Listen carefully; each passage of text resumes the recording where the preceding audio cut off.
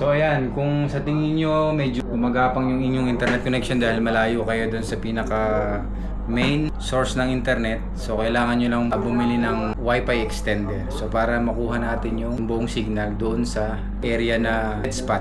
It's me, Vlogitero, and welcome back to my YouTube channel. In this video, I would like to share kung paano pabilisin nyo. So hindi ako makapag-play na makapag-open ng YouTube. Makapag-open man pero sadyang napakabagal. Nagbabuffering siya. Naglo-loading. Kasi medyo malayo ako dun sa main router namin, sa pinaka main connection. So dahil nga marami kaming mga partition dito, so iba-ibang room. So iba-iba kaming kwarto rito, mga kabayan natin. So ang connection namin ay dun sa may bandang gitna, sa may kusina. So dito kami sa bandang dulo.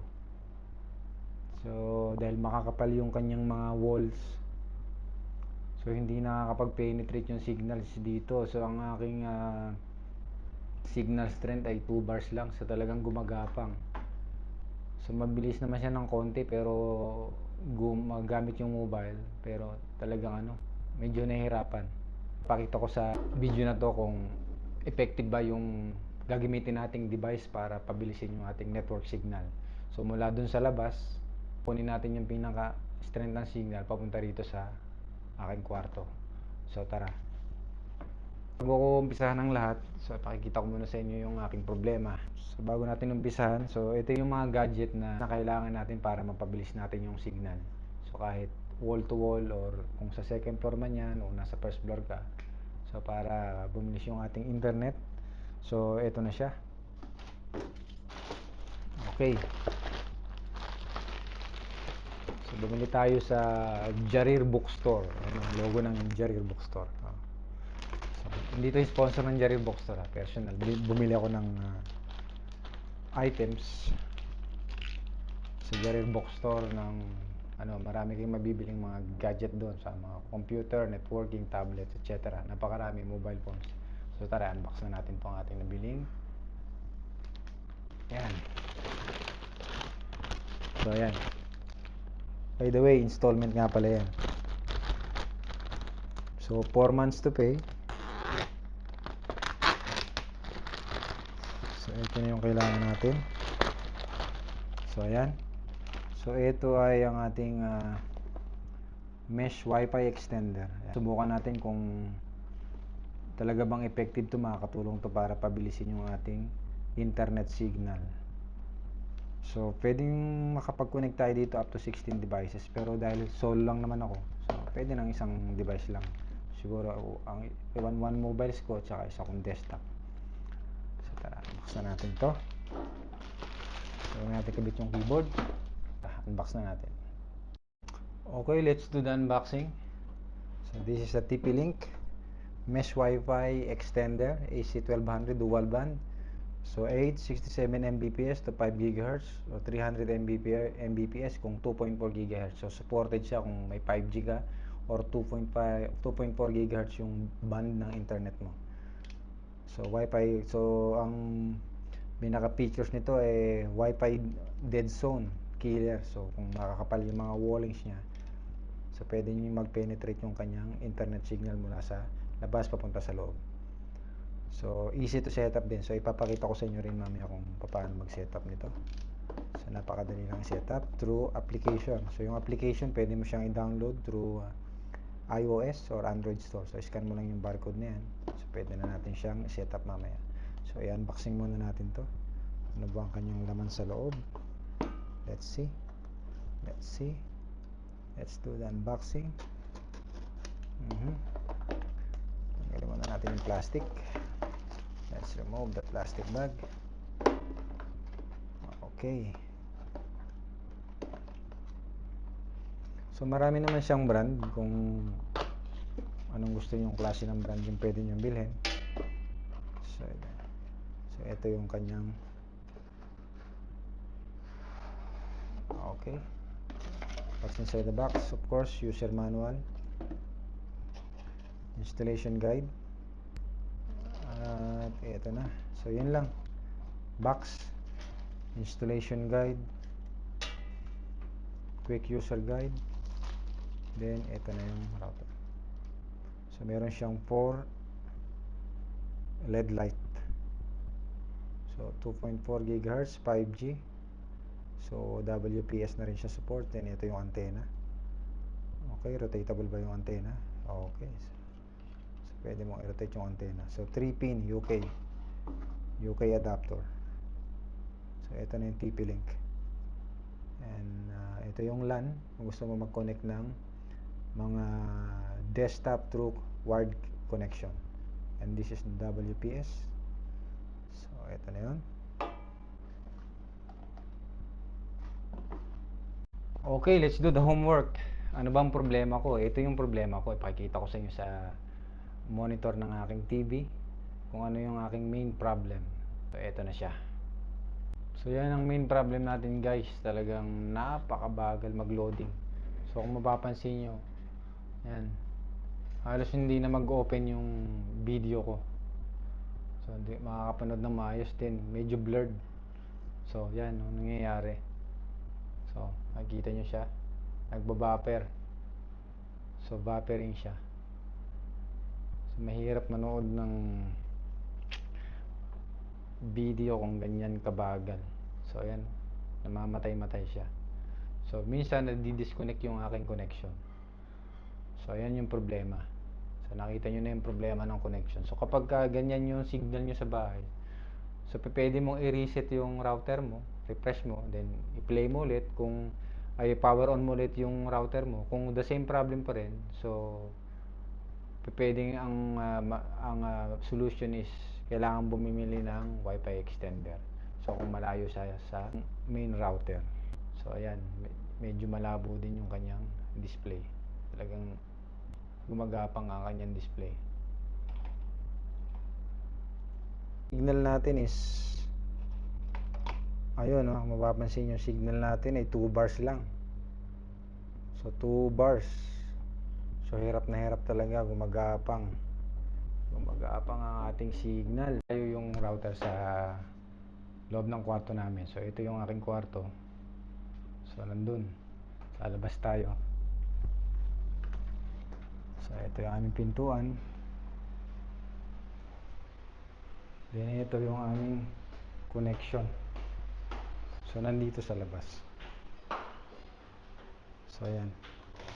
So ito yung aming connection. So nandun yung aming kwarto. So ayan. So wall to wall, nakaharang, wall to wall. Mahirap yung signal. Then sharing din tayo ng internet doon sa kabilang flat. Sa flat ng mga ibang lahi. Yan, mga tropa nating mga Sri Lankan Indiano. So yan, sharing kami ng internet connection. So gapang. So malayo. Tara, set up na natin. Let's go. So yung ating first step, pag set up, magda-download muna tayo ng application through Google Play Store or Apple App Store kung iOS ka, kung Apple yung user mo. So Android yung gamit natin, magda-download muna tayo ng application. So mag-download tayo ng, ang application is Tether Apps. So open natin yung ating camera. So paano natin siya i-set up? As per user manual, magda-download tayo ng application. So scan lang natin yung code. So open natin yung ating Google Play Store. Then okay, let's go use without account. Tayo sa Google. Okay, click lang natin tong scanner. So ayan, click lang natin yung barcode. App Store, yan. TP-Link. Application, TP-Link. So ito yung apps. TP-Link Tethering. So install na natin. So kapag na-download mo na yung app, so open mo yung application. So don't forget to allow. Confirm. Accept. Continue. Then create tayo ng TP-Link ID. So kung may existing ka ng account, so pwede ka mag-login. Pero dahil bago nga to, mag-create muna tayo ng TP-Link ID. So okay. So So, TP-Link ID. So, ipopost ko na lang yan. So, hanggang sa ma-setup natin.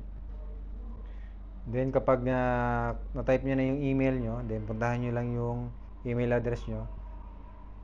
So, punta tayo sa Gmail account. Then, create ka lang ng password, then confirm password. Then, select sign up. So, select a very strong password. Then, click sign up. Accept. Confirm.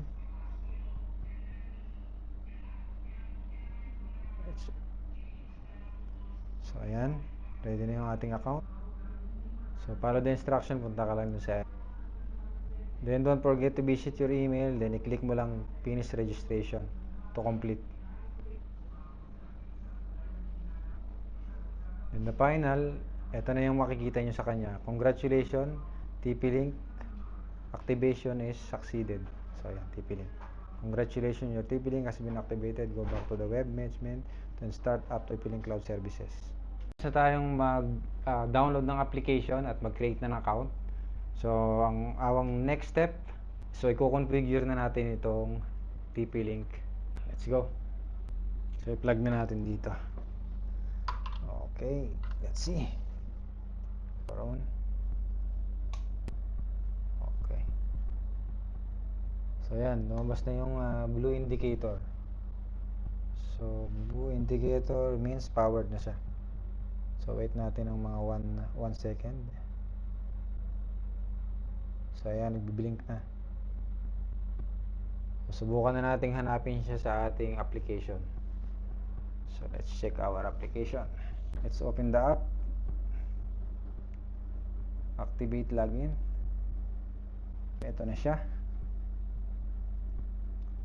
So, let's turn on 2 steps verification. Show your account. Show secure Twitter account. Turn on 2 steps verification. Okay, let's see. Password. So, kailangan natin mag-sign in. So, for security purpose, makaka-receive ka ng verification code para i-activate yung hanapin na natin yung ating device. Go to Wi-Fi. So, ito na yung ating TP-Link extender. So, ayan, connected na yung ating TP-Link extender. TP-Link extender, connected na. So, ito yung ating RE305. So, maglalagin na tayo. So, after nating makakonect sa ating TP-Link extender, so magko-connect naman tayo sa ating main router. So, ito yung ating main connection. Itong Nokia. Ang name ng ating router, main router ay Nokia. So, magko-connect tayo dyan. So, select 5 GHz wireless network you want to extend. Tayo sa, so ito yung ating Nokia 5133. So, ito yung ating 5 GHz. So, pwede natin siyang i-connect. And click next. So, ayan. Load na 7%. So, ito yung ating device. Connecting na siya. So, ito yung options niya. So, habang naglo-loading yan. So, nakita niyo siya, nag-change na siya ng 3 blue. Kanina, isang single lang siya. So, ibig sabihin, nagko-configure na yung kanyang 2.4 GHz dual band at saka yung kanyang 5G. So, ayan. So, 31% loading pa. So, skip muna natin habang tinatapos natin ang 100%. Let's pause. So, ayan. Naging 4 na yung kanyang blue. Kanina is single lang yung kanyang LED. So, it's under configuration pa. So, 56%. 59. 60. Sabi niya, if you want to relocate your extender for the best coverage, do the following. So, hindi na. So, confirm location na natin. So, click next na tayo. So, ayan. Naglalaging na siya. Ayan ang ating ready na. So, 5 natin yung rating. So, ayan. Napakadali lang mag-setup.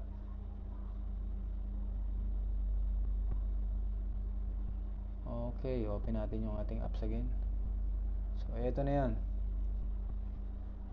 Pagkatapos nating ma-setup ang ating Wi-Fi extender, panoorin natin gaano pa kabilis ang pag-open ko ng YouTube channel. Video, tara, let's go. Let's watch this. Yung dati kong 2 bars ngayon, kita nyo? Yan. Full bars na yan. Full bars. Aside from full bars, open tayo ng ating Google browser. Yan ang ating Vlogitero. Click. So ito na yung ating YouTube channel. Videos. So try natin magbukas ng isa. Gaano na ba kanina to ngayon? So ayan, mapapansin nyo ang bilis. Then yung quality niya mas mataas na. So 480. So gagawin natin siyang 4K. Tingnan natin kung kaya niya supportahan ng 4K display. Full screen natin. Diba? Ang linaw. Linaw ng ating 4K. So kaya niya na mag-display ng 4K, hindi katulad ng dati. Ang labo. See the volume.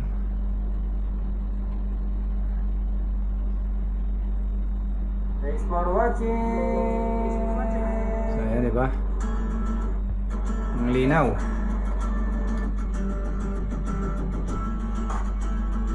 So kaya na natin mag-stream ng 4K resolution. So ayan.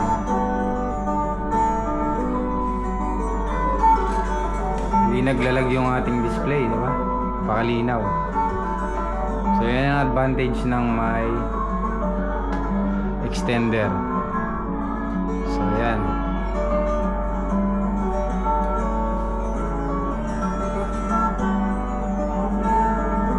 So ayan.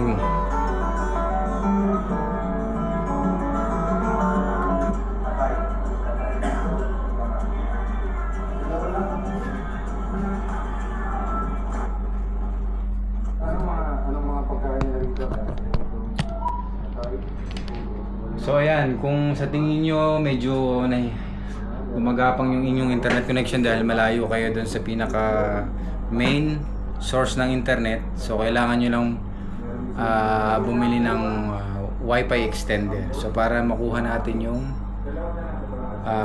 complete signal, yung buong signal doon sa area na dead spot. So yun lang, sana may natutunan kayo sa aking video ngayon. And don't forget to click and subscribe to my YouTube channel and my Facebook channel. Thanks for watching. To God be the glory. Saka sa Pilipinas. Kanya